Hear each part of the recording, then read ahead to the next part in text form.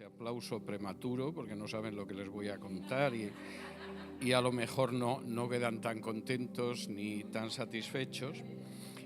Y en cualquiera de los casos tengo que decir que para mí es un placer y un privilegio el estar con ustedes, y en ese sentido es un verdadero gozo. Esta noche voy a estar hablando de un tema sobre el que podríamos estar hablando durante horas, que es el tema de la verdad. Óscar decidió titularlo El poder de la verdad, lo cual a mí me parece muy correcto. El problema es que eso nos llevaría seguramente un seminario de semanas y semanas, y yo me voy a ceñir, me voy a limitar a lo que serían 12 lecciones sobre la verdad en el Evangelio de Juan, de manera que no van a tener que volverse locos buscando libros extraños en los profetas menores, ni cosa por el estilo, porque no vamos a salir del Evangelio de Juan esta noche, pero sí creo que vamos a poder ver algunas de las lecciones que hay sobre la verdad en el Evangelio de Juan y que muestran hasta qué punto la verdad no es una cosa secundaria, no es una cosa que nos debe dejar indiferentes, no es tampoco algo que no exista, sino que la verdad tiene una enorme relevancia, como aparece en este Evangelio.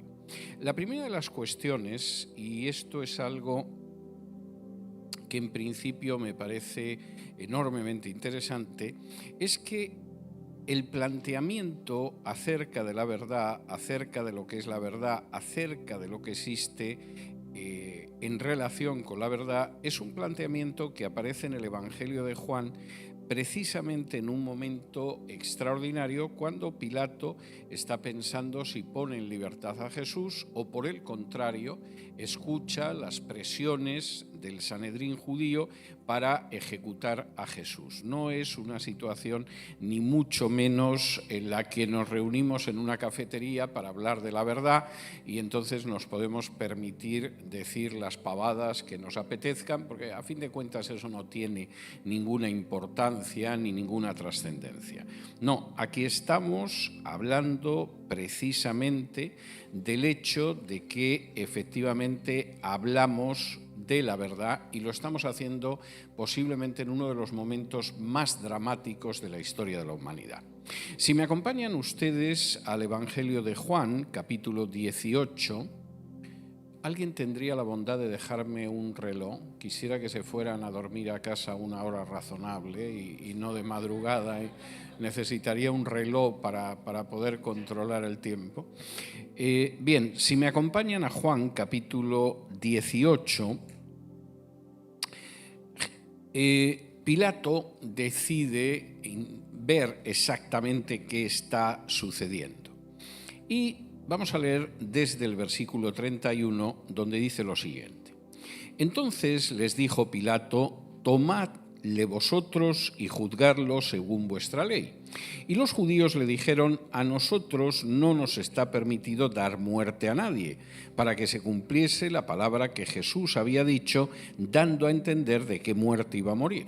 Pilato quiere desprenderse de Jesús, de esa patata caliente que es la condena de Jesús, y finalmente dice: mira, esto es un asunto vuestro, de judíos, tomadlo vosotros, juzgadlo vosotros. Y los judíos le dicen: si nosotros pudiéramos juzgarlo y matarlo, no estaríamos aquí perdiendo el tiempo contigo, gentil imbécil. Seguramente no se lo dijeron, pero lo pensaban. Si te lo hemos traído, no es porque te tengamos un gran respeto, ni porque Roma nos importe mucho, ni porque te tengamos en gran consideración. Te lo hemos traído porque aquí el único que puede aplicar la pena de muerte eres tú. Nosotros, como el Sanedrín, no podemos aplicar la pena capital. Versículo 33, entonces Pilato volvió a entrar en el pretorio y llamó a Jesús y le dijo: ¿eres tú el rey de los judíos? Y Jesús le respondió: ¿dices tú esto por ti mismo o te lo han dicho otros de mí? Pilato le respondió: ¿acaso soy yo judío? Tu nación y los principales sacerdotes te han entregado a mí. ¿Qué has hecho? Respondió Jesús: mi reino no es de este mundo. Si mi reino fuera de este mundo, mis servidores pelearían para que yo no fuera entregado a los judíos, pero mi reino no es de aquí. Le dijo entonces Pilato: «¿Luego tú eres rey?». Respondió Jesús: «Tú dices que yo soy rey. Yo para esto he nacido y para esto he venido al mundo, para dar testimonio a la verdad. Todo aquel que es de la verdad oye mi voz». Le dijo Pilato: «¿Qué es la verdad?». Y cuando hubo dicho esto, salió otra vez a los judíos y les dijo: «Yo no hallo en él ningún delito». Pilato vuelve a entrar en el pretorio, en la sala de juicio, y le pregunta a Jesús si es el rey de los judíos. Y Jesús le dice: ¿eso se te ha ocurrido a ti? ¿O hay alguien que te ha referido que soy el rey de los judíos? Y Pilato dice: «Oye, que yo no soy judío, que son tu gente y los principales de entre los judíos que son tu gente los que me han traído aquí. ¿Qué es lo que has hecho?». Y Jesús le dice: «Mi reino no es de este mundo. Si mi reino fuera de este mundo, mis seguidores estarían combatiendo, y no lo han hecho porque mi reino no es de este mundo».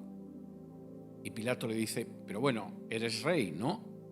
Y la respuesta de Jesús es: «Sí, tú dices que yo soy rey y yo para eso he venido, para dar testimonio de la verdad».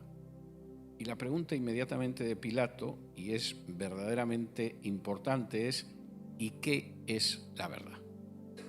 Vamos a ver, muy bien, lo que tú dices, Jesús, has venido para dar testimonio de la verdad es algo importante. A ver, explícame qué es la verdad. Y la pregunta de Pilato no es una pregunta ociosa, porque es una pregunta que se formula mucha gente. Por ejemplo, hay mucha gente que considera que no hay una verdad, sino que hay varias verdades. Gandhi, muy admirable desde muchos puntos de vista, por ejemplo, la práctica de la no violencia o el enfrentamiento con el imperialismo británico, escribió un libro que se titulaba «La historia de mis experimentos con la verdad». Supuestamente su vida había sido estar experimentando para encontrar la verdad. Pero cuando tenía que descender a cuestiones concretas, por ejemplo, cuál era la verdad espiritual, cuál era la verdad teológica, Gandhi te decía que todas las religiones eran verdaderas.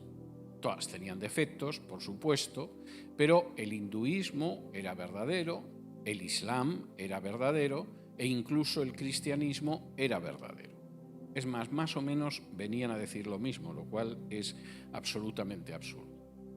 Para algunos la pregunta ¿qué es la verdad? Es una pregunta incómoda, porque en realidad yo quiero creer que todas las verdades, aunque son distintas, aunque se contradicen, aunque no son compatibles, son verdad. Y Gandhi hubiera dicho que ese era su punto de vista sin ningún tipo de problema.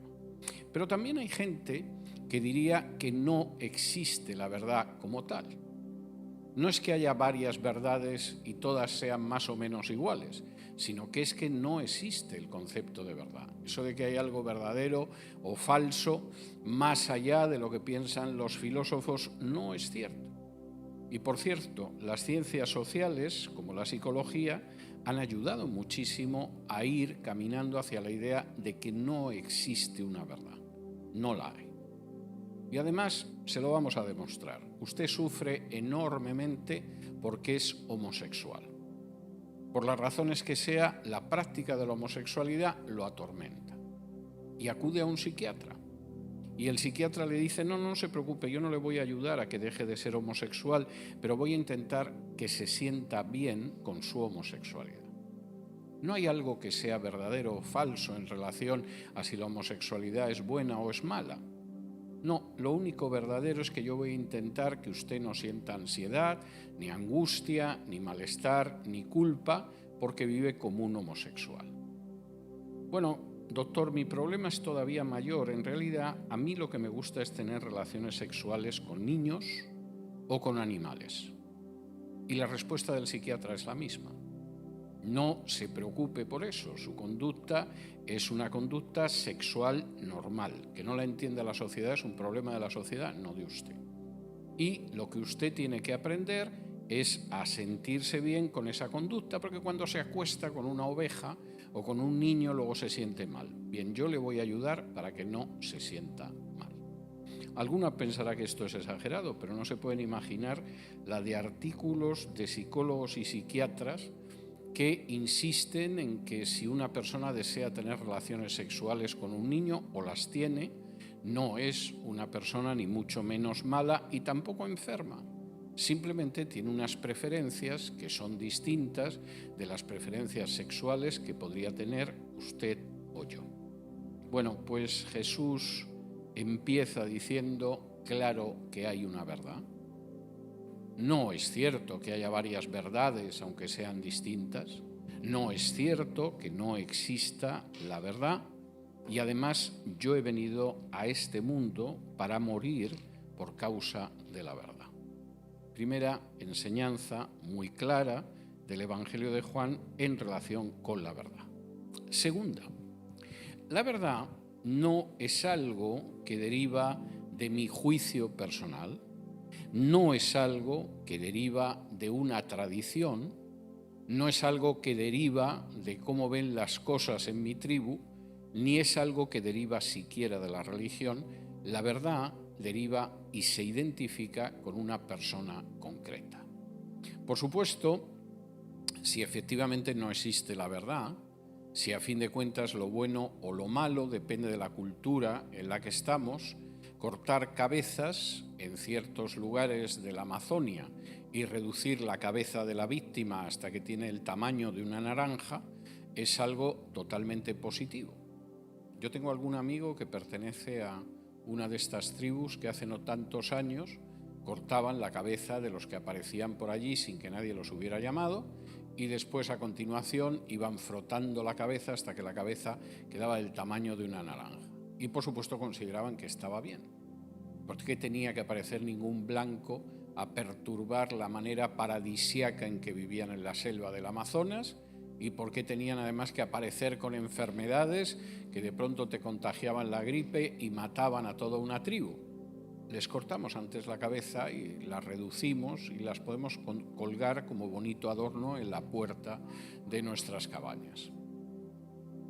Pero la verdad no viene determinada por lo que piensa nuestra tribu y no viene tampoco determinado por lo que pueden ser las costumbres de siglos y no viene determinado por el país en el que vivo, ni siquiera por la religión que pueda tener una persona. El Evangelio de Juan es muy claro cuando dice que la verdad se identifica con una persona. Si me acompañan a Juan capítulo 14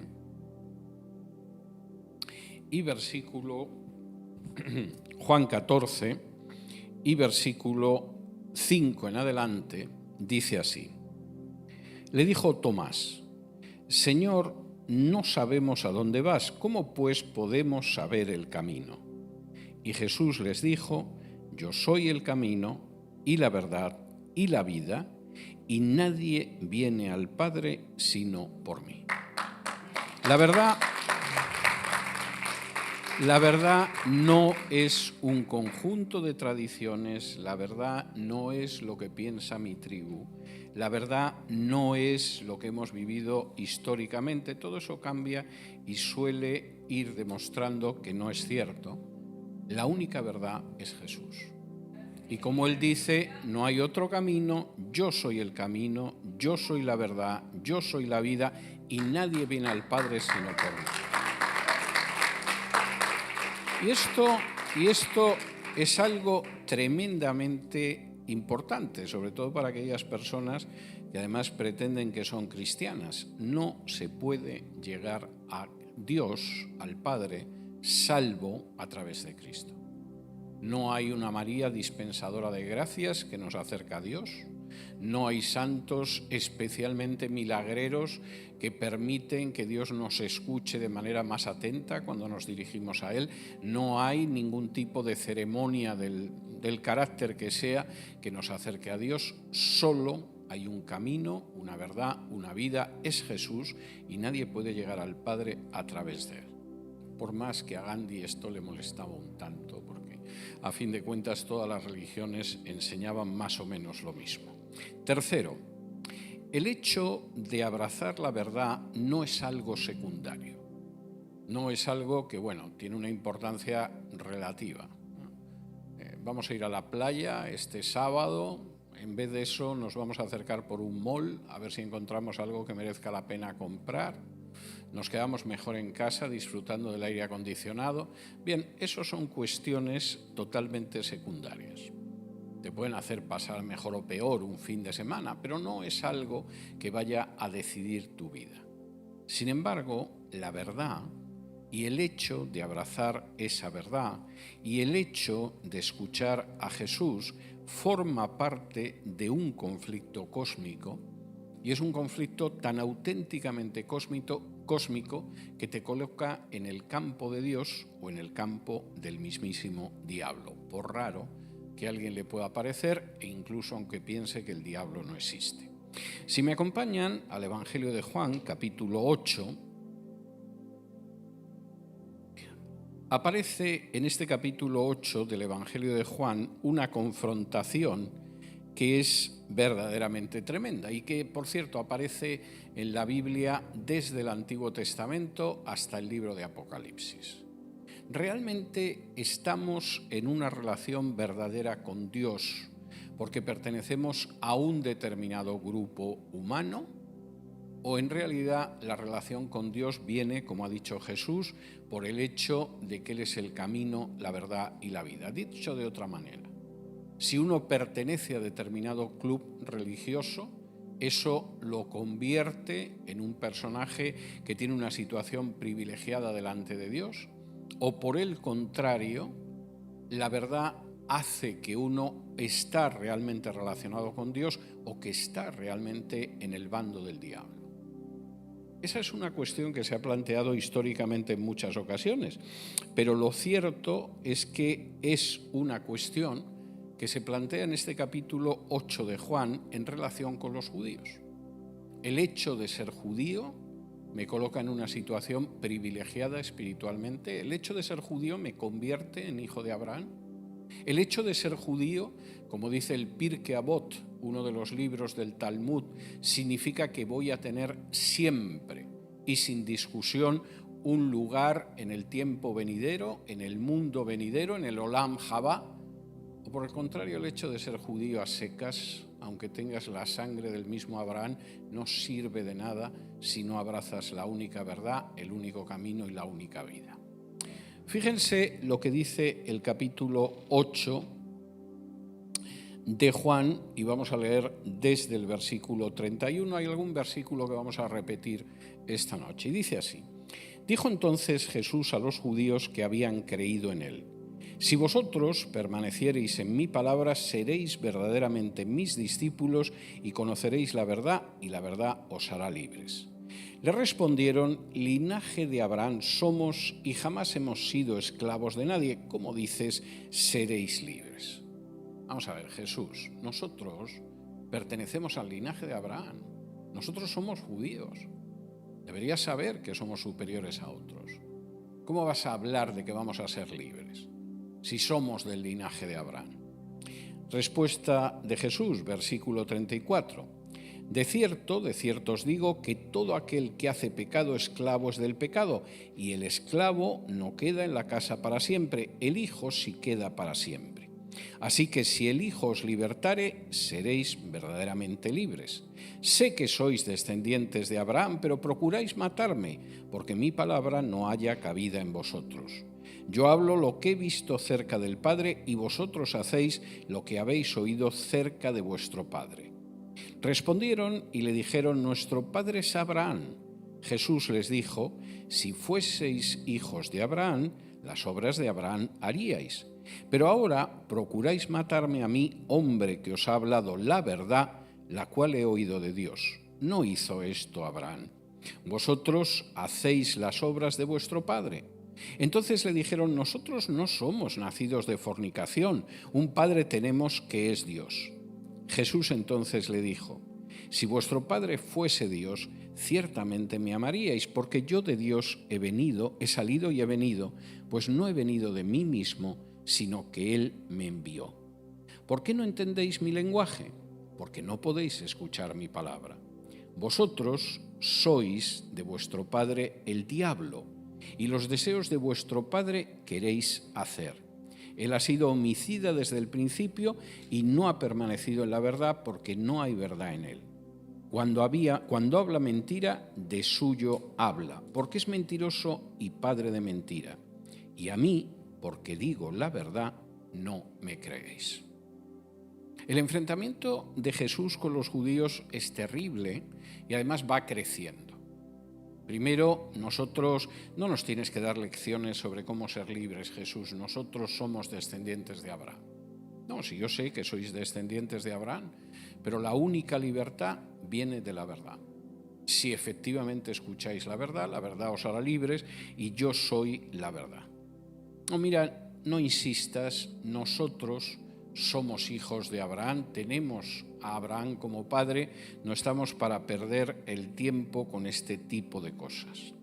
Y en un momento determinado, la situación se caldea de tal punto que en el versículo 41 los judíos le dicen a Jesús, vuelven a insistir en el hecho de que su padre es Abraham y dicen, nosotros no somos nacidos de fornicación. Aquí hay una indirecta bastante maligna hacia el nacimiento de Jesús. Ojo, nosotros descendemos de Abraham. Venimos de una línea de padres legítimos. Hay gente que resulta que su mamá se quedó embarazada sin estar casada. Y no es el caso de los que estamos aquí. ¿Es tu caso, Jesús? ¿Tu mamá estaba ya casada cuando se quedó encinta de ti? Y evidentemente la indirecta es una indirecta muy maligna.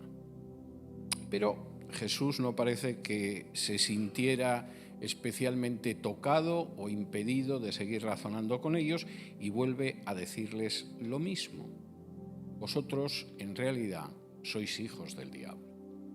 Y sois hijos del diablo por la sencilla razón de que no permanecéis en la verdad como el propio diablo no ha permanecido en la verdad y es mentiroso y padre de la mentira. El que no acepta la verdad, y la verdad importante que es Jesús, no es un personaje que simplemente está discutiendo una cuestión filosófica o una opinión sobre cuál es el mejor jugador de baloncesto o una opinión sobre quién es en estos momentos el mejor boxeador de los pesos pesados. Está en una batalla cósmica. Y en esa batalla cósmica o abrazas la verdad y efectivamente abrazas las enseñanzas de Jesús y la verdad te hace libre, o aunque tengas una descendencia directa con el mismísimo Abraham, eres un hijo del diablo, que niega la verdad y que permanece en la mentira, como es el caso del diablo, que es mentiroso y padre de la mentira. No es una cuestión secundaria si efectivamente abrazamos la verdad o no la abrazamos. Cuarto, la verdad es algo que además se sustenta en testimonios que son importantes, en testimonios que muestran que esa verdad no es algo que se le ha ocurrido a Óscar cuando sube al púlpito el domingo, sino que esa verdad se basa en testimonios absolutamente fiables. Si me acompañan ustedes al Evangelio de Juan, capítulo 5,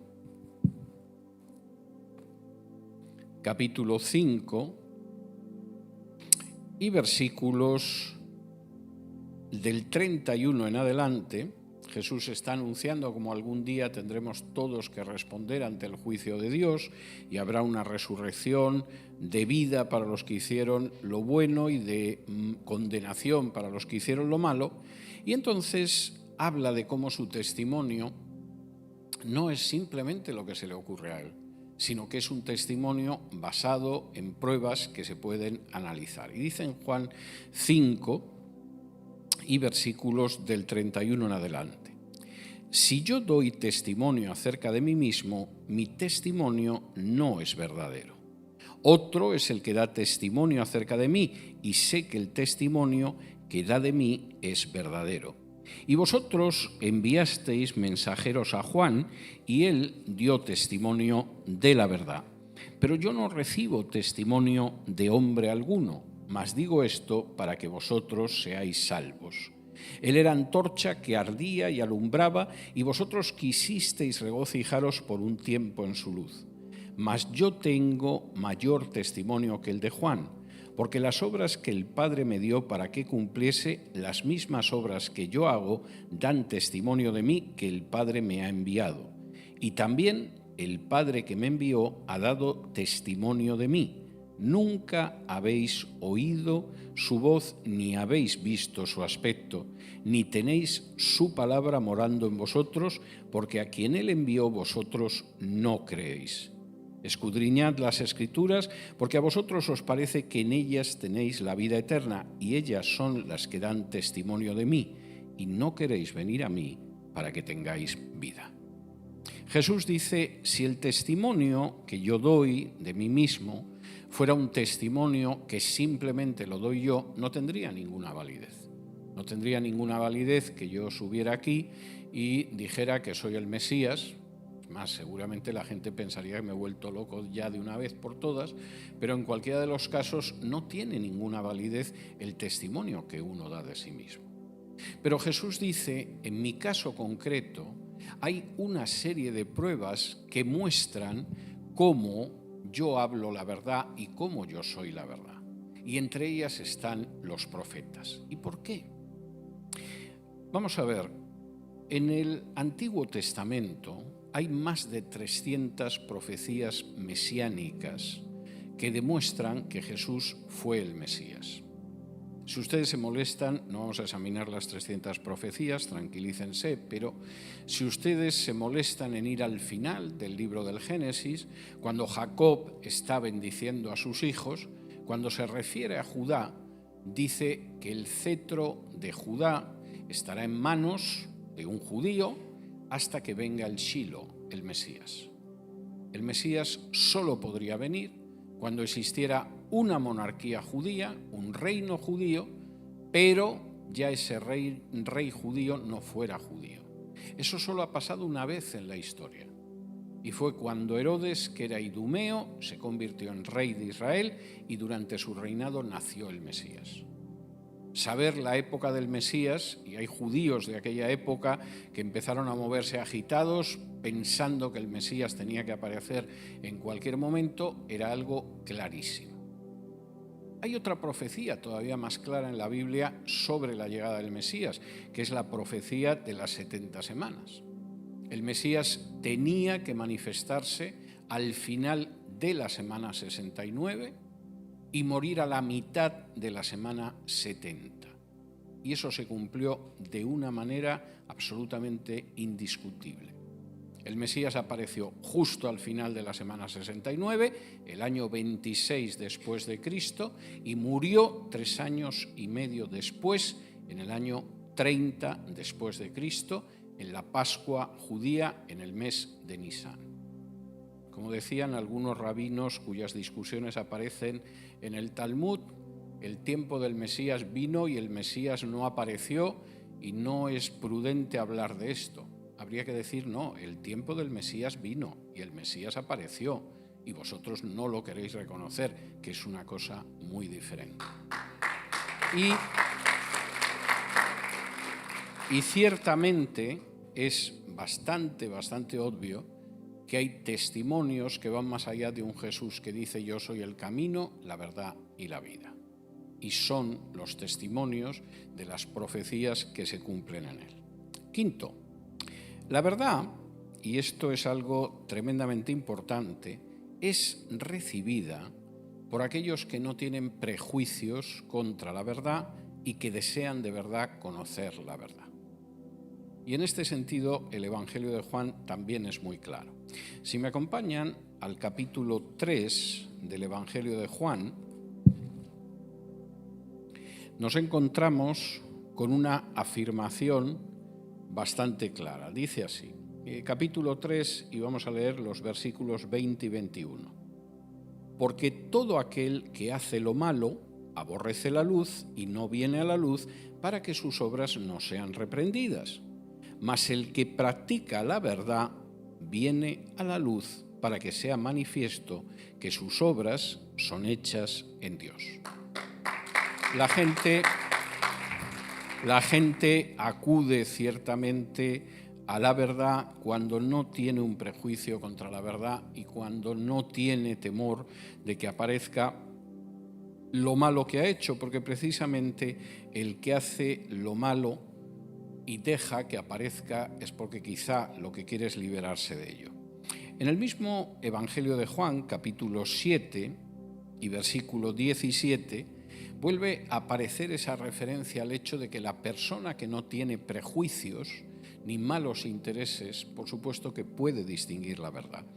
Y dice así en Juan capítulo 7 y versículo 17, el que quiera hacer la voluntad de Dios conocerá si la doctrina es de Dios o si yo hablo por mi propia cuenta.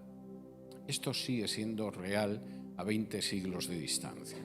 Yo creo que una de las primeras experiencias dolorosa, muy dolorosa, que yo tuve al poco de convertirme, cuando solo tenía 19 años, es que yo estaba convencido de que si descubrías la verdad, abrazabas la verdad automáticamente.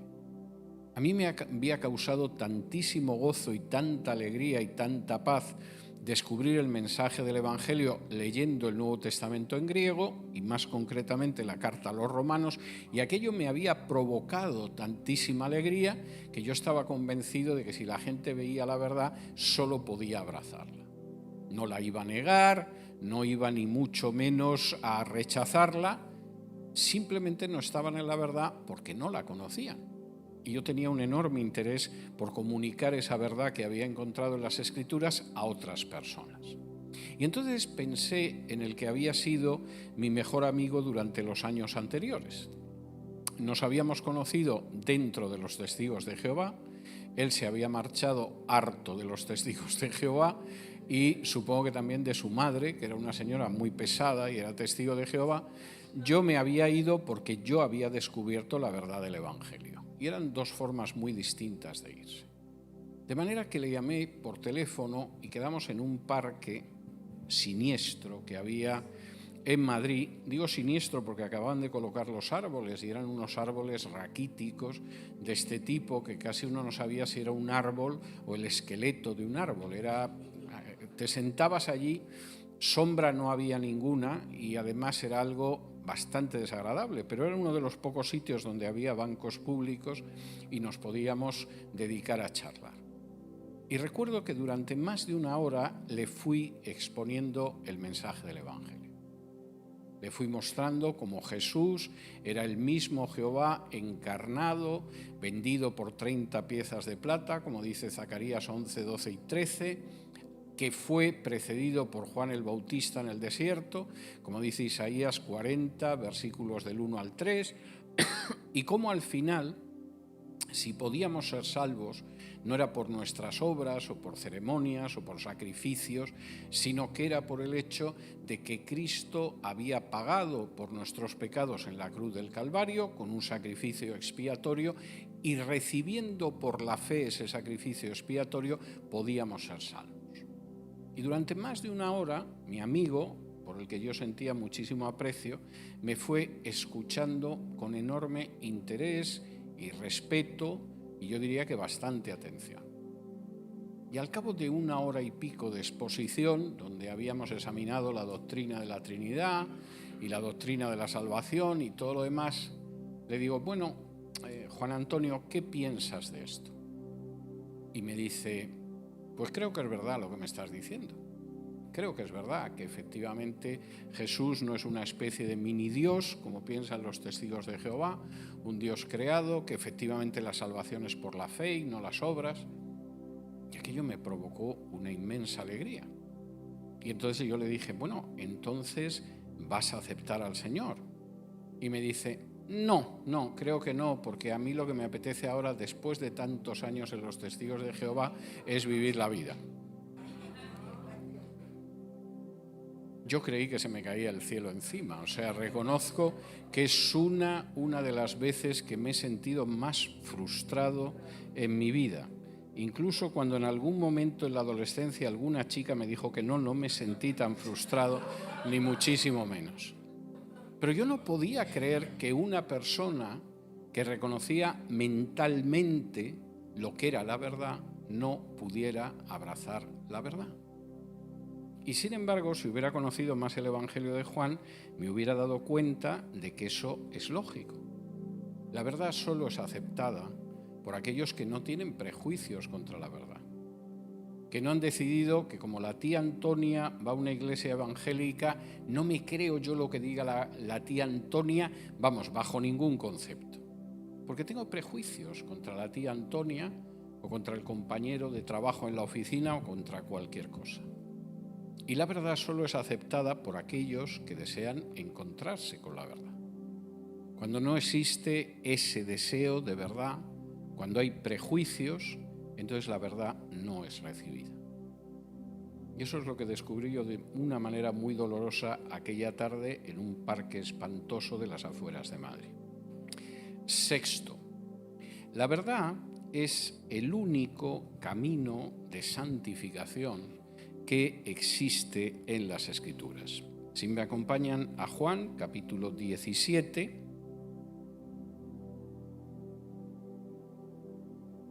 vamos a ver, y he apuntado mal la cita, estupendo, aquí está, Juan capítulo 17. Juan capítulo 17 forma parte de la hermosísima oración de Jesús por sus discípulos en la última noche. Y dice así, capítulo 17 y versículos del 15 en adelante. No ruego que los quites del mundo, sino que los guardes del mal. No son del mundo como tampoco yo soy del mundo. Santifícalos en tu verdad, tu palabra es verdad. Lo que efectivamente santifica a una persona es el hecho de la verdad, y esa verdad está en la palabra. Es muy interesante porque Jesús no dice, con lo malo que es el mundo, mis seguidores tendrían que salir del mundo, mantenerse lo más lejos posible, ni acercarse, como a lo largo de la historia han hecho, por ejemplo, órdenes religiosas católicas que acababan encerrándose en un convento, en un monasterio, y supuestamente no trataban con el mundo. Jesús le dice al Padre, no, o sea, no los quites de ahí. Guárdalos del mal, pero no los quites de ahí, porque ahí tienen que dar testimonio, aunque ellos no son del mundo. Y lo que te pido es que los santifiques en la verdad, y es tu palabra lo que es la verdad. Claro que hay algo objetivo. La santificación no está relacionada con la longitud del cabello de los varones o, como piensan algunos, con la longitud de ciertas prendas femeninas o con distintas formas de vestirse o incluso con distintas formas de comer. La santificación es algo que está unido, que está vinculado, que está relacionado con el hecho de la manera en que vivimos de acuerdo a la palabra de Dios. No tiene nada que ver ni con sacrificios, ni con penitencias, ni cosa parecida. Cuando yo era niño y estaba todavía en la Iglesia Católica, la idea de que una persona, por ejemplo, se azotara, se consideraba que era un camino para la santificación. Esto hoy en día no se mencionaría mucho, pero en aquel entonces es mucho tiempo atrás, y efectivamente el que una persona utilizara lo que se llamaba la disciplina y se azotara era un camino de santificación. Podía ser un camino de santificación llevar un cilicio alrededor de la cintura. El cilicio es una pieza que te hace daño, a veces porque son pinchos de metal, a veces porque es algún tipo de piel áspera que te roza y se supone que te mortifica y te santifica. Pero lo que dice aquí Jesús es algo muy distinto. Y lo que Él pide al Padre es algo muy distinto. No saques a mis discípulos del mundo, no son del mundo, pero no los saques de ahí. Es ahí donde tienen que dar testimonio. Y santifícalos. Pero la santificación solo es posible con la verdad, y la verdad es tu palabra. Séptimo, supongo que se sentirán ustedes aliviados sabiendo que ya hemos pasado el ecuador de la exposición de esta noche. La verdad, y esto es enormemente importante, si una persona está buscando agradar a Dios y está buscando adorarlo tal y como Dios desea que lo adore, la verdad es el camino para adorar a Dios.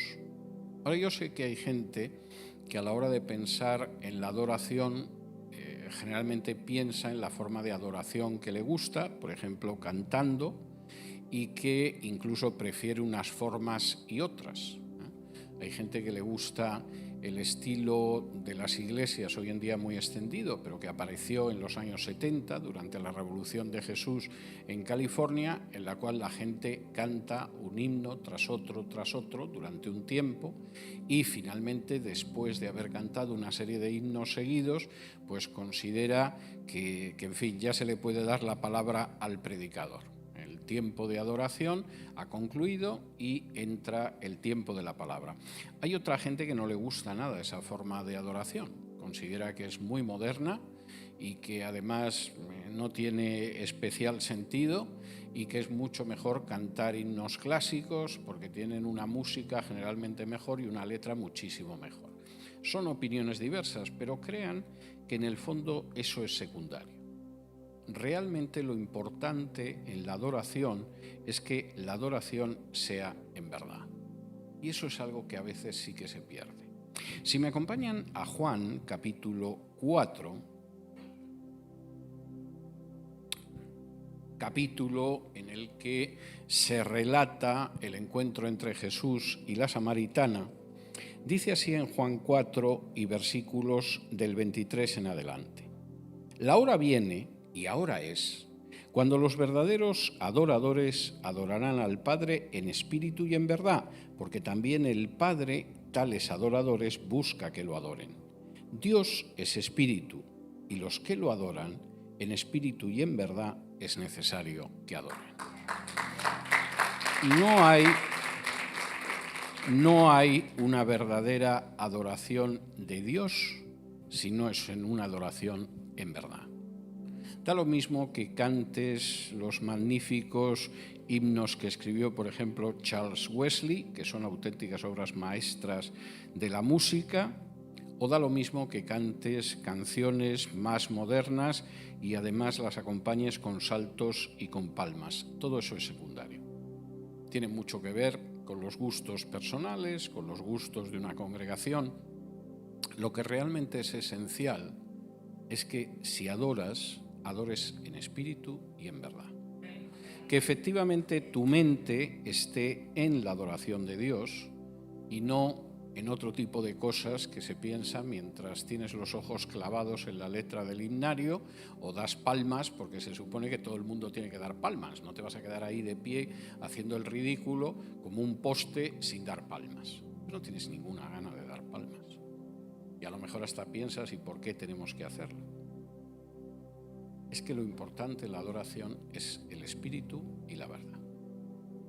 Y si en ese momento efectivamente el espíritu y la verdad te dicen que quizá es mejor que te sientes e inclines tu cabeza y adores así al Señor mientras el resto de la congregación canta, no te sientas mal por hacerlo. Y si sientes en un momento determinado que tu adoración en ese momento, en verdad, implica que a lo mejor tengas que arrodillarte mientras la congregación está de pie, no te sientas mal, tienes que adorar a Dios en verdad. Yo suelo desconcertar bastante a la gente de mi congregación, porque independientemente de lo que hagan, yo hago lo que en ese momento siento que tengo que hacer. No les estoy diciendo que se subleven contra el director de alabanza de la iglesia, por si alguno lo está pensando, sino que efectivamente dejen que sea la verdad la que guía su adoración en un momento. Octavo, la verdad es la única que puede otorgar libertad. Vamos a volver a un texto en el que nos hemos detenido antes, muy de pasada, para recordar esta afirmación de Jesús, que es verdaderamente importante. Dice en Juan capítulo 8 y versículos 31 y 32. Dijo entonces Jesús a los judíos que habían creído en él: Si vosotros permaneciereis en mi palabra, seréis verdaderamente mis discípulos, y conoceréis la verdad, y la verdad os hará libres. A mí me parece que es uno de esos versículos especialmente adecuados en los tiempos en que vivimos, porque nos pasamos la vida chapoteando en medio de la mentira. Si ustedes prenden el televisor, hay un montón de anuncios mintiéndolos como si fueran niños para que compren las cosas más insólitas y sobre todo que menos necesitan. Si escuchan en un momento determinado las entrevistas, bueno, pues el entrevistado, sea actriz, sea médico, sea político, miente como un verdadero bellaco pensando en que eso les va a satisfacer a ustedes. Y sobre los políticos no me voy a detener mucho, porque simplemente con que miren lo que ha dicho el político en los últimos meses, puede haber dicho cosas totalmente contradictorias, esté donde esté. Y en un momento determinado puede ser el amigo más estrecho del Estado de Israel y a la semana siguiente abrazarse con los dirigentes musulmanes de Michigan o cosas por el estilo. Esto es una realidad. Vivimos en un mundo controlado en buena medida por el diablo y por lo tanto es un mundo de mentiras. Y, en fin, cuando de pronto uno ve a Anthony Fauci, que era la suma autoridad sanitaria de este país, diciendo ante el legislativo de los Estados Unidos que las mascarillas nunca sirvieron de nada y que la distancia de seguridad en el coronavirus pues era algo simplemente para que la gente se sintiera segura, pero que tampoco servía de nada, porque tendríamos que haber tenido una distancia de 20 metros para que hubiera servido de algo. Cualquiera se atreve a decir que no vivimos en un mundo de mentira. Y cuando vivimos en un mundo de mentira, pues se da la circunstancia de que esa mentira esclaviza. Por supuesto, están los que te quieren esclavizar con la mentira, pero también está cuando tú te esclavizas utilizando la mentira. Cualquiera de ustedes que haya dicho una mentira en un momento determinado y que se le haya olvidado exactamente cómo es la mentira, o haya tenido que mantener esa mentira durante el tiempo, porque has mentido a tu marido, o has mentido a tu padre, o has mentido a tu jefe en el trabajo, sabe hasta qué punto esa es una situación de esclavitud. La mentira te ha enganchado y a ver cómo sales de esa situación de mentira. Es mucho más difícil decir, pues cariño, no era del todo verdad lo que te dije, verás, esto no fue exactamente así. O, bueno, no es exacto que nos quedemos a trabajar hasta las 6, a veces nos vamos a las 5:50, o las 5:30, o las 5 o las 4. La mentira tiene un efecto esclavizador. La utilizan contra nosotros para esclavizarnos.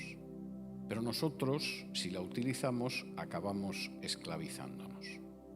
Y como dice Jesús, solo la verdad nos libera de la mentira. Y esa verdad es precisamente la verdad que efectivamente se identifica con Jesús.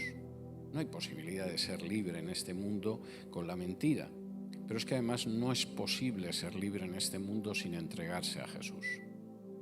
Las cargas de embustes, mentira, falsedad, hipocresía, que son tan absolutamente comunes, convierten a los seres humanos en esclavos, y a menos que uno conozca la verdad y que rechace esa mentira y que absorba la enseñanza de Jesús para que esa verdad le haga libre, no dejará de ser un esclavo. La verdad es tremendamente poderosa y uno de los efectos del poder no solo es la salvación, es también la libertad y es poder adorar de una manera que es verdadera adoración. Noveno, la verdad, y esto es algo tremendo, es la que nos permite entender tanto lo que vivimos en el presente como lo que puede haber en el futuro. Si me acompañan ustedes a Juan capítulo 16 y versículos del 1 en adelante, dice así: Estas cosas os he hablado para que no tengáis tropiezo. Os expulsarán de las sinagogas y aún viene la hora cuando cualquiera que os mate pensará que rinde servicio a Dios. Y harán esto porque no conocen al Padre y ni a mí. Mas os he dicho estas cosas para que cuando llegue la hora os acordéis de que ya os lo había dicho. Esto no os lo dije al principio porque yo estaba con vosotros, pero ahora voy al que me envió y ninguno de vosotros me pregunta dónde vas. Antes, porque os he dicho estas cosas, tristeza ha llenado vuestro corazón. Pero yo os digo la verdad, os conviene que yo me vaya, porque si no me fuera, el Consolador no vendrá a vosotros, mas si me fuere, os lo enviaré.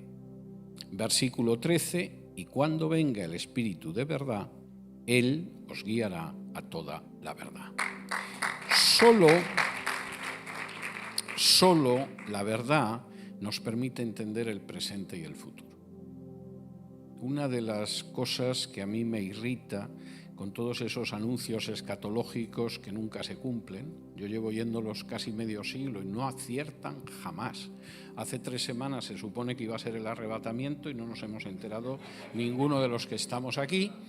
Pues evidentemente una de las razones por las que esto me irrita es porque son mentiras. Pero además son mentiras que no permiten entender ni el presente ni lo que va a pasar en el futuro. Y Jesús es tremendamente claro con sus discípulos, no los engaña. Puede que llegue un momento en que se va a dar la circunstancia de que no os van a ver bien los dirigentes religiosos judíos o los dirigentes religiosos de otra religión en otro momento de la historia. Y lo van a hacer porque realmente ni conocen al Padre ni me conocen a mí. Y yo esto os lo digo para que cuando suceda lo sepáis y sepáis que efectivamente tenéis la protección del Consolador, tenéis la protección del Espíritu Santo.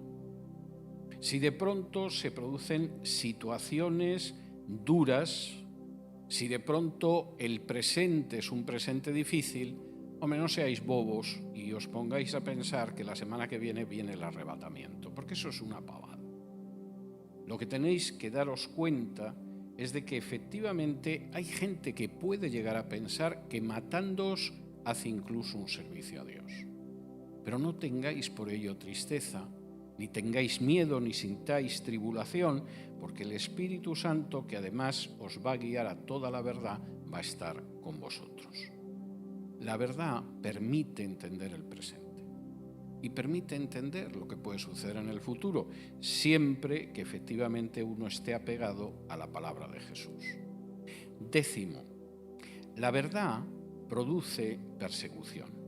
Capítulo 15 de Juan y versículos del 18 al 20. Dice así en Juan, capítulo 15, y versículos del 18 al 20. Si el mundo os aborrece, sabed que a mí me ha aborrecido antes que a vosotros. Si fuerais del mundo, el mundo amaría lo suyo, pero porque no sois del mundo, antes yo os elegí del mundo y por eso el mundo os aborrece. Acordaos de la palabra que yo os he dicho. El siervo no es mayor que su señor. Si a mí me han perseguido, también a vosotros os perseguirán. Y si han guardado mi palabra, también guardarán la vuestra. Esto es algo que tenemos que tener presente porque es enormemente importante. La verdad no es querida por aquellos que están en las tinieblas. Y Jesús lo repite continuamente. A mí me da mucha pena cuando de pronto veo a ciertos predicadores a los que invitan a la televisión, les dan una oportunidad de compartir el Evangelio que quizá no se la van a volver a dar más, y cuando les hacen preguntas que son importantes, en vez de responder la verdad, eluden la verdad. Y entonces de pronto el presentador del programa dice: ¿usted pretende que si yo no creo en Jesús me voy a condenar?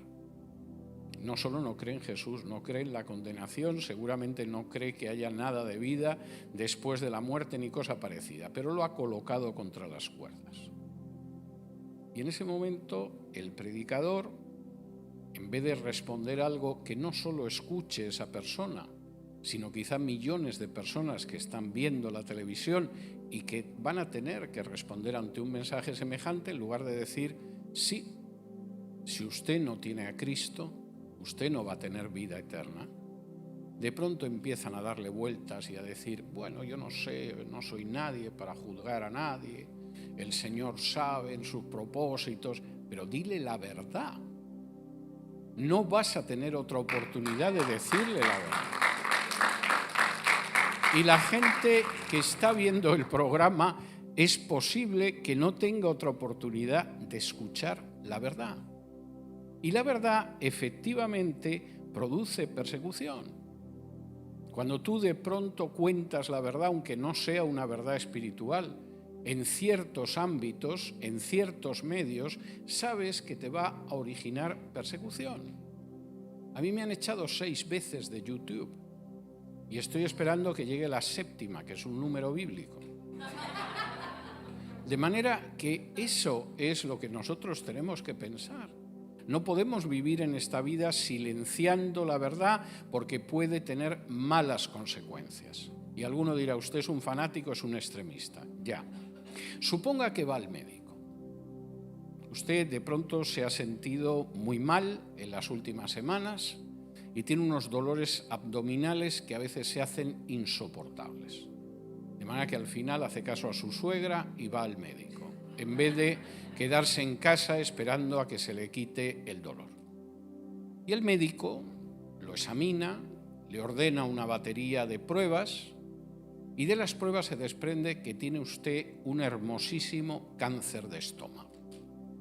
Y entonces el médico dice, no le voy a decir la verdad. ¿Para qué se la voy a decir? Se va a llevar un disgusto. Se va a llevar un disgusto su familia, los hijos, la suegra, todo el mundo. Anda y que siga con el cáncer, si a fin de cuentas todos nos vamos a morir más tarde o más temprano. Si ustedes tuvieran un médico así, pensarían que es un canalla y que es un criminal y que no hace honor a la obligación que tiene como médico.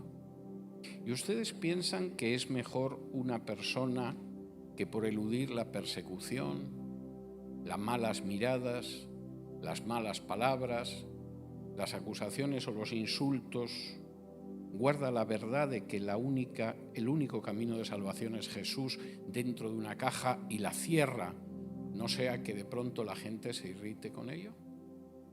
Moralmente está a la altura del médico que les miente diciendo que no tienen nada y que lo mejor que pueden hacer es tomarse un Alka-Seltzer que seguramente les expulsará los gases y se le va a quitar el dolor. Y esa, lamentablemente, es la actuación de mucha gente. Y Jesús es muy claro. Realmente la verdad produce persecución. No es querida, es perseguida muchas veces. Pero nosotros sabemos que la verdad es el único instrumento que nos permite alcanzar a otras personas con el mensaje de salvación. Y renunciar a comunicar ese mensaje de salvación porque no es popular es algo absolutamente inaceptable para un creyente. 11. La verdad es la que nos permite juzgar las cosas y las situaciones con la mente no del ser humano, sino con la mente de Dios. Y esto es enormemente importante. Una de las cosas que me produce más desazón y más malestar es cuando veo que hay un problema y escucho a los creyentes dar las mismas soluciones que a los no creyentes. Y pienso, algo tiene que estar aquí mal. Si a la hora de pensar en soluciones a ciertos problemas, tanto creyentes como no creyentes consideran que la solución es bombardear hasta matar al último que hay enfrente, algo no encaja aquí. Acompáñenme a Juan capítulo 18, lo hemos visto antes, pero nos permite ver cómo la verdad nos hace contemplar las cosas con los ojos de Dios y no con las situaciones humanas. Dice así en Juan capítulo 18 y versículo 36. Jesús está respondiendo a Pilato y explicándole el tipo de reino que tiene y dice: mi reino no es de este mundo. Si mi reino fuera de este mundo, mis servidores pelearían para que yo no fuera entregado a los judíos, pero mi reino no es de aquí. Sí, Pilato, tú lo del rey lo tienes muy limitado. Para entender lo que es un rey, piensas en otros reyes que has conocido. En Herodes, en el César, en Roma, etcétera, etcétera. Te dicen que yo soy un rey, me miras y dices, pues no tiene mucha apariencia, intentas entender esto. Hablamos de un reino y tampoco lo entiendes, porque tú los únicos reinos que conoces son los reinos de este mundo. Tu mirada es la mirada de una persona de este mundo, funcionario romano, además por más señas. Pero mira, yo soy rey. Y como soy rey, he venido a dar testimonio de la verdad, aunque me cueste la vida. Soy rey de un reino, pero no se parece en absoluto a estos reinos de alrededor. No se guía por su conducta, no imita la manera en que existen. Jesús le hubiera podido decir, es más, el propio diablo me ofreció el poder y la gloria de todos los reinos y los rechacé. ¿Y sabes, Pilato, cómo se ve el hecho de que yo no soy rey de un reino como los que tú conoces? Si mi reino fuera de este mundo, actuaría como los reinos de este mundo. Mis seguidores estarían ahora mismo combatiendo con tus legionarios o hubieran combatido en el Monte de los Olivos con la guardia del templo para que a mí no me detuviera. Y sin embargo no es lo que ha sucedido. Yo soy un rey, pero no como los otros reyes. Yo tengo un reino, pero no se parece a los otros reinos. Y tengo unos seguidores que desde luego no se comportan como los súbditos de otros reinos. Y una de las grandes desgracias del cristianismo a lo largo de la historia es que ha olvidado palabras tan claras como esta de Jesús en Juan 18:36 y se han comportado exactamente igual que los súbditos de otros reinos. Y sin embargo, la verdad nos dice que cuando seguimos la verdad y seguimos las enseñanzas de Jesús y contemplamos que es un reino bien distinto, entonces lo que sucede en ese momento es que vemos las cosas con los ojos de Dios. Porque ¿cómo ve las cosas Dios que no son iguales? Bueno, por ejemplo, la gente absolutamente normal. No estoy diciendo que sea gente más mala, sino gente normal. Si le dan una bofetada, busca devolverla y si puede dar dos en vez de una, mejor, por si acaso viene otra. Pero sin embargo, en el Sermón del Monte, Jesús lo que te dice es que permitas que te abofetee porque es una manera de que esa persona vea que hay algo distinto delante de sus ojos. La gente del mundo, si ve de pronto pasar a una mujer o a varias mujeres atractivas mientras están tomando un café en una cafetería, consideran que es absolutamente normal desnudar mentalmente a las que pasan y hacer otras cosas que no voy a decir aquí. Pero es normal, son mujeres y nosotros somos hombres y viceversa. Y sin embargo, Jesús te dice que si deseas a esa mujer en tu corazón, has cometido adulterio. El mundo te dice que puesto que vas a dar algo a una iglesia, una sinagoga o una mezquita, que se note. Hombre, encima de que damos el dinero, no nos van a privar de esa satisfacción, aunque dure unos instantes, de que se vea lo generosos que somos con Dios. Y efectivamente, Jesús dice que tocan la trompeta. Lo de tocar la trompeta no es que los fariseos fueran con un trompetista delante que decían aquí el rabí Abraham va a dar dinero. ¡Puh! No. La trompeta era la forma que tenía de trompeta el sitio por donde se echaba el dinero. Tenía una forma muy parecida a una trompeta. Claro, tú te puedes acercar con una moneda y echarlo de una manera que casi no se note, o puedes hacerlo de una manera que hace y va sonando, que vamos, has echado un denario y parece que has echado un talento, ¿no? Es una manera de cómo el mundo ve las cosas, pero la verdad de Jesús es muy distinta.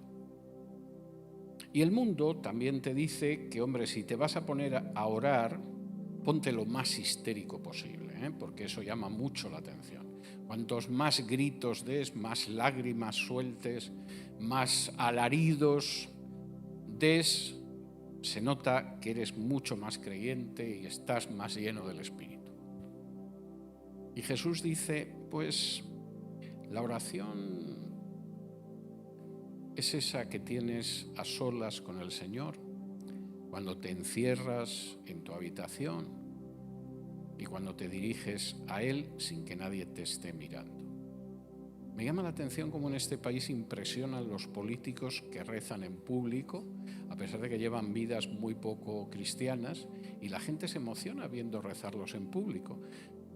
¿Nadie ha leído el Sermón del Monte, donde se habla de que no ores en público y que eso es típico de los hipócritas? Cuando uno conoce la verdad nos permite ver cómo Dios ve las cosas. Y Dios no ve las cosas como el mundo. Y deberíamos seguir una conducta que sea la conducta que Dios quiere y no la conducta que puede agradar al mundo. Última, 12ª razón de lo que es la verdad, de las lecciones de la verdad en Juan. La verdad es algo que no agotamos en nuestra vida y que vamos conociendo cada vez más gracias al Espíritu Santo. Si me acompañan ustedes a Juan capítulo 15 y versículo 26, dice lo siguiente, Juan capítulo 15 y versículo 26 dice: pero cuando venga el Consolador, a quien yo os enviaré del Padre, el Espíritu de verdad, el cual procede del Padre, Él dará testimonio acerca de mí. Y vosotros daréis testimonio también, porque habéis estado conmigo desde el principio. Y en Juan 16 y versículo 13 dice: pero cuando venga el Espíritu de verdad, Él os guiará a toda la verdad, porque no hablará por su propia cuenta, sino que hablará todo lo que oyere y os hará saber las cosas que habrán de venir. En esta vida no se consigue aprender todo. Yo reconozco que cuando veo a algunas personas que aparentan que saben todo, no puedo salir de mi asombro. No sé si es un embustero, si es tonto o qué pasa para poder creer una cosa así. Porque una de las cosas que se descubre cuando uno va acumulando conocimiento de lo que sea, no es que va llegando al final del camino de todo lo que se sabe, sino que vas viendo que desconoces muchísimas cosas que nunca imaginaste que ignorabas. Es verdaderamente tremendo. Cuando yo me convertí, hace casi 50 años, la sensación que yo tenía en un momento determinado es que estaba ya a punto de saber todo lo que había que saber. Me lo creía. A fin de cuentas era un adolescente y realmente lo creía. Y sin embargo, a no mucho tardar, lo que empecé a sentir es la sensación de que a medida que iba sabiendo más de la palabra, descubría todo lo que no sabía de la palabra, de la vida, de la mano de Dios y de la verdad. Y Jesús les está diciendo a sus discípulos exactamente eso mismo. Necesitáis al Espíritu Santo. Y el Espíritu Santo os va a ir guiando hacia la verdad completa. Porque podéis caer en el error de pensar que lo sabéis todo o casi todo. Yo creo que una de las experiencias más divertidas que yo he tenido en un púlpito fue hace muchos años, hará unos 30 años, cuando estaba en una iglesia del sur de Estados Unidos y estaba dando una serie de estudios bíblicos. A lo largo de toda la semana, todas las noches daba un estudio bíblico. Y al final del estudio bíblico siempre se formaba una fila de gente que formulaba preguntas. Entonces preguntaba cosas que tenían que ver con el estudio bíblico y yo intentaba responderles, pero recuerdo que en uno de los días alguien preguntó algo, no recuerdo qué, y le dije, pues la verdad es que no lo sé. Y en ese momento se oyó en toda la congregación, ¡oh! Y yo volví a repetir, de verdad que no lo sé. Y cuando me llevaban de regreso al hotel, supongo que asombrados, le digo, ¿pero por qué ha reaccionado así la gente? Y dice, ¿pero cuándo usted ha visto un pastor que no sepa todo? Le dije, no, lo que no me he encontrado jamás es uno que sepa todo. Pero efectivamente hay gente que tiene la idea de que la congregación se tiene que creer que uno sabe todo. Es imposible. Es imposible. Y el Señor no lo espera de nosotros. Espera que nos coloquemos obedientemente bajo la dirección del Espíritu Santo para que cada vez nos vaya guiando más y más hacia la verdad.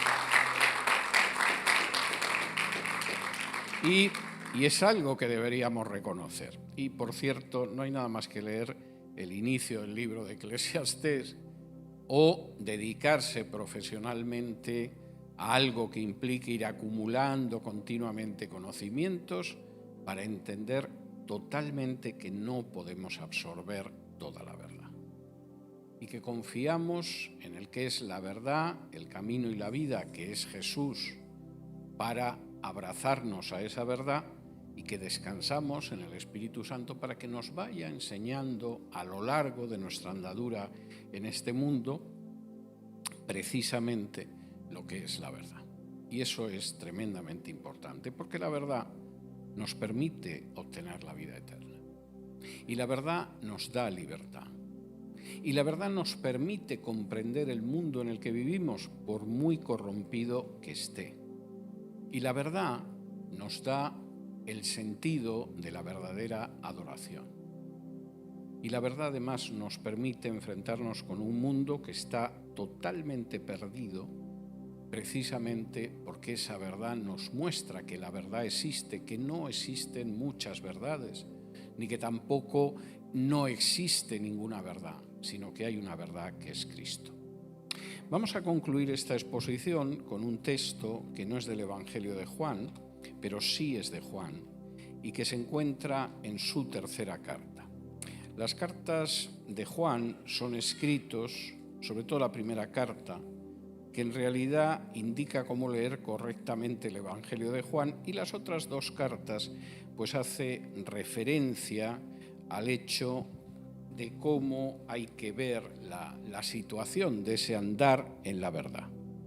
Y dice así en la tercera carta de Juan, en el versículo 4, no tengo yo mayor gozo que este, el oír que mis hijos andan en la verdad. Ahora, fíjense en esto porque es el corazón de un buen pastor. ¿Qué era lo que daba a ese viejo Juan, a estas alturas, 60 y tantos años, que eran muchos años en el siglo I, la sensación de mayor alegría? ¿El crecimiento numérico? No, seguramente que se alegraba cuando había nuevas conversiones, pero lo importante no era el crecimiento numérico, ni la cuantía de las ofrendas, mucho menos el hecho de que tuvieran un local muy grande, porque las iglesias en el siglo I todavía no se reunían en locales, era muy peligroso, generalmente se reunían en casas. Lo que le da el mayor gozo a Juan es ver que aquellas personas a las que ha enseñado, aquellas personas a las que ha discipulado, aquellas personas a las que ha compartido el Evangelio, andan en la verdad. Y fíjense en el término que utiliza Juan, porque es muy importante. Él no dice están en la verdad. por supuesto, están en la verdad, pero él utiliza el término andar o caminar. La verdad es un camino. Seguir a Jesús es un camino. Aprender de Jesús es un camino. Y no deja de ser interesante que en el libro de los Hechos, mucho antes de que los paganos llamaran cristianos en son de burla a los primeros cristianos, ellos se conocían como el camino. La vida cristiana es un camino. No es que de pronto yo recibí al Señor tal día y a la espera del arrebatamiento y se acabó. No, la vida cristiana es un camino. Es un ir avanzando día a día. Es un camino en el que a veces puedes retroceder o te puedes incluso caer, pero en el que sigues avanzando y caminando y progresando. Y para poder avanzar y caminar y progresar es indispensable la verdad. No hay una alegría mayor que yo, Juan, el anciano, me pueda llevar que el ver que mis hijos caminan en la verdad. Vamos a orar. Padre nuestro, te damos muchas gracias por estar reunidos aquí esta noche, te damos muchas gracias por haber podido alabarte y te damos muchas gracias sobre todo por tu palabra que es la verdad. Señor, queremos pedirte que nos des valentía y arrojo y denuedo a la hora de compartir esa verdad con la gente que no la conoce. Queremos, Señor, también poner delante de ti nuestras vidas para que tú nos ayudes con tu Espíritu Santo a ir caminando y avanzando y progresando en la verdad. Y Señor, te damos muchas, muchas gracias por toda la libertad, por todo el gozo, por toda la alegría, por todas las bendiciones que has derramado sobre nosotros a través de tu verdad. Llévanos, Señor, a casa en estos momentos, llévanos con la alegría del corazón de haber estado expuestos a tu palabra y guarda dentro de nuestro pecho todo aquello que nos has querido mostrar esta noche. Te lo pedimos todo ello en el nombre de Jesús. Amén.